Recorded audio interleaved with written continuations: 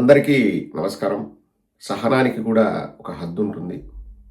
రాజకీయాలన్నవి హుందాతనాన్ని కోల్పోయి నిస్సిగ్గుగా ఇంకా ఇవే రాజకీయాలని ప్రజలు ముక్కున వేలేసుకునేలాగా చేస్తున్నారు ఈ తెలుగుదేశం వాళ్ళు.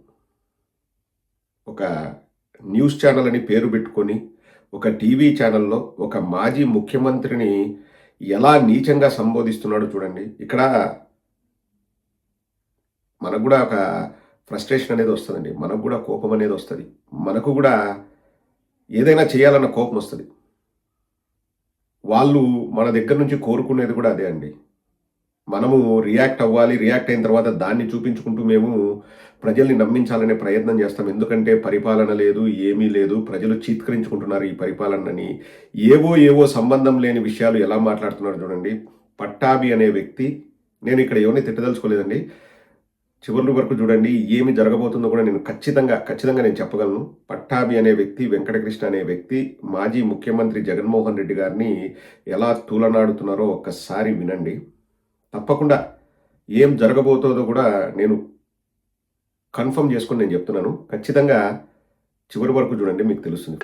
ఈ దుర్మార్గుడు రాజశేఖర రెడ్డి గారు కూడా అట్లాగే హఠాత్తుగా చనిపోయారు. తిరిగే వ్యక్తి పాపం హెలికాప్టర్ ప్రమాదంలో చనిపోయాడు. వీడు కొడుకుగా ఒక షాక్ లో వెళ్ళిపోయి నిజంగా ఎంత బాధపడాలో అటువంటి వ్యక్తి తండ్రి పార్థివదేహాన్ని పక్కన పెట్టుకుని ఈ నీచుడు ఏం చేశాడండి? సంతకాలు పెట్టిస్తాడా ముఖ్యమంత్రి పదవి కోసం? ఇటు మనిషినా అసలు? ఎవరైనా తండ్రి తిరిగే వ్యక్తి సడన్ గా లేకపోతే అసలు మనం కొన్ని నెలల పాటు అసలు మనిషి కాలేం. మనం తండ్రి పైన కొద్దిగా ప్రేమ ఉన్న వ్యక్తి ఎవడో కూడా మనిషి కాలేడు. నేను ఈ రోజుకి కూడా నేను దానిలో నుంచి పూర్తిగా కోలుకోలేదు. ఈ నీచుడు సంతకాలు పెట్టిస్తాడు. వీడు మనిషి అసలు? సొంత చిన్నాన్ని గొడ్డల వేటికి గురి చేసి ఆడబిడ్డ వచ్చి ముఖ్యమంత్రి అయిన తర్వాత వచ్చి అన్నా నాకు న్యాయం చేయించన్నాయా, సిబిఐ విచారణ కోరావు కదా, అదేదో త్వరగా చేయించంటే సిబిఐ అక్కర్లేదు, గాడి గుడ్డ అక్కర్లేదు, వెళ్ళు పన్ను చేసుకో అని చెప్పి బయట దోసేస్తాడు ఆ డాక్టర్ సునీతని. వీడు మనిషా? ఎంతమంది పుస్తకం తగ్గొట్టాడంటే 5 సంవత్సరాలు విషాన్ని తాగిచ్చి మద్యంలో విషం కలిపి ఎంతమంది ఆడబిడ్డల పసుపు కుంకాలకు దూరం చేశాడు ఈ నీచుడు. వీడు ధన పిశాచి సార్. వీడు ధన పిశాచి. వీడికి అసలు మానవత్వం ఏమి 1% కూడా వీళ్ళు అసలు మానవత్వం అనేదే లేదు. వీడిని అసలు అందుకనే మనిషిగా చూడకూడదనే నేను చెప్తా ఉన్నా. ఇవన్నీ ప్రత్యక్షంగా నిజంగా జరిగినటువంటి ఉదాహరణలుగా నేను చెప్పిందంతా కూడా నేనేం కల్పించి చెప్పట్లేదే. ఈ నీచుడి గతంలో చేసినటువంటి పాపాల చిట్టానే కదా నేను చదువుతున్నది.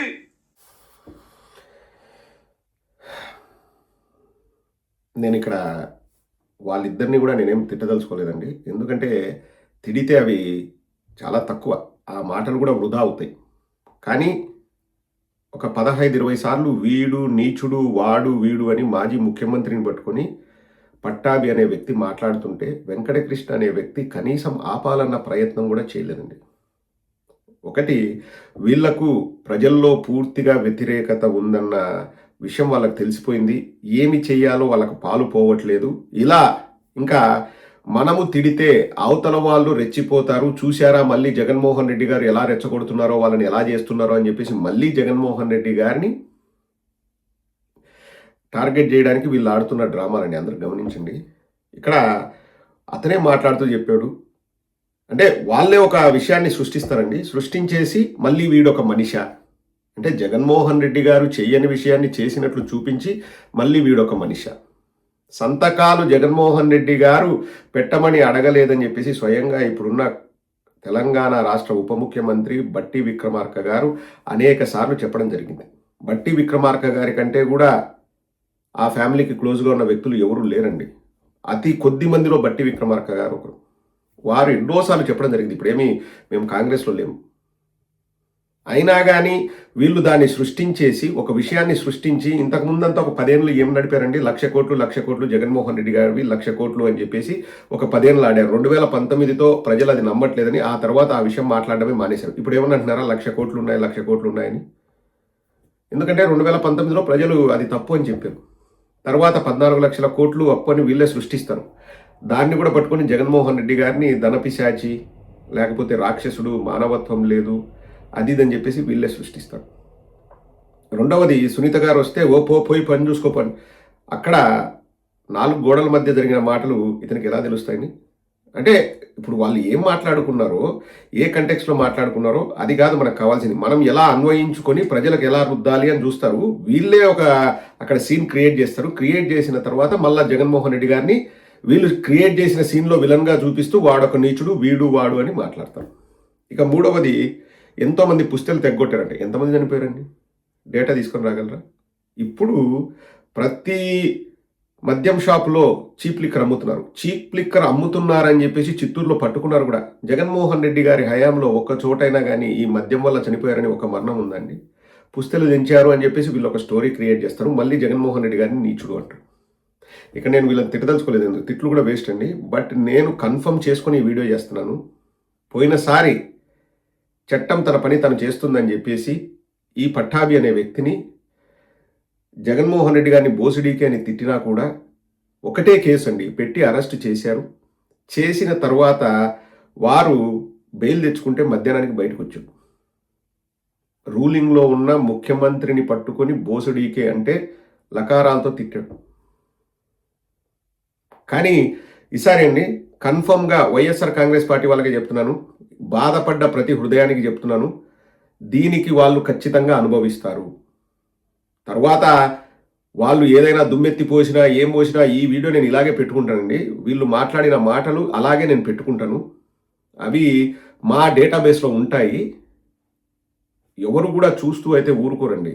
గతంలో ఒకటైతే నేను యాక్సెప్ట్ చేయాలి, జగన్మోహన్ రెడ్డి గారు సాఫ్ట్గా ఉండడం వల్ల వీళ్ళందరూ కూడా ఇష్టారీతిన జగన్మోహన్ రెడ్డి గారిని, జగన్మోహన్ రెడ్డి గారి కుటుంబ సభ్యుల్ని, జగన్మోహన్ రెడ్డి గారి కుమార్తెల్ని అడ్డగోలుగా దూషించారు.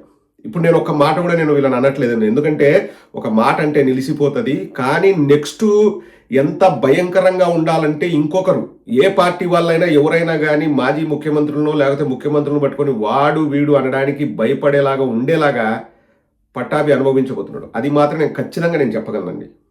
ఎందుకంటే నేను చేసేవాడిని కాదు, నేను ఏదైనా నిర్ణయాలు తీసుకునేవాడిని కాదు. నిర్ణయాలు తీసుకునే వాళ్ళ దగ్గర నుంచి వచ్చిన మాటలే నేను చెప్తున్నాను. ఈసారి ఎలా ఉండబోతుందంటే, వీళ్ళు ప్రతిదీ మేము పబ్బం గడుపుకుంటాం, హైదరాబాద్లో కూర్చొని ఒక ఛానల్ పెట్టుకొని మేము నడుపుకుంటామని వీళ్ళు అంటున్నారు కదా. అందరూ ప్రతి ఒక్క వైఎస్ఆర్ కుటుంబ సభ్యుడు వీళ్ళు ఈరోజు మాట్లాడుతున్న మాటలు గుర్తుపెట్టుకుంటున్నారు. నేను మళ్ళీ చెప్తున్నానండి, వీళ్ళు మనం ఏదైనా వాళ్ళు మాట్లాడితే మనం తిరిగి బూతులు మాట్లాడతాం, దాన్ని కూడా వాళ్ళు వాడుకుందామని చూస్తున్నారు. నేను ఎక్కడ బూతులు మాట్లాడను. బూతులు మాట్లాడి కూడా ఆ బూతులకు వాల్యూ పెరుగుతుంది. వీళ్ళ మీద బూతులు మాట్లాడితే నాకు ఆ బూతులు కూడా మాట్లాడాలని లేదు, నా నోరు చెడగొట్టుకోవాలని లేదు. బట్ నేను ఒకటైతే కరాఖండిగా చెప్పగలను, పట్టాభియా, వెంకటకృష్ణ ఇటువంటి మాటలు మాట్లాడే వాళ్ళ డీటెయిల్స్ మొత్తం ఉన్నాయి. వాళ్ళు ఎందుకురా బాబు నేను ఆ మాట మాట్లాడిన ఆ రోజుని వాడు అనుభవించకపోతే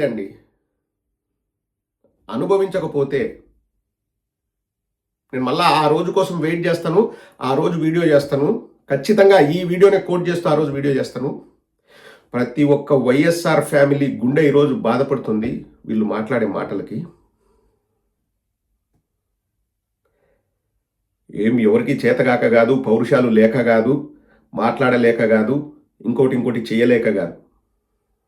వైఎస్ఆర్ కాంగ్రెస్ పార్టీ అభిమానులకే చెప్తున్నాం, సంయమనం పాటించండి.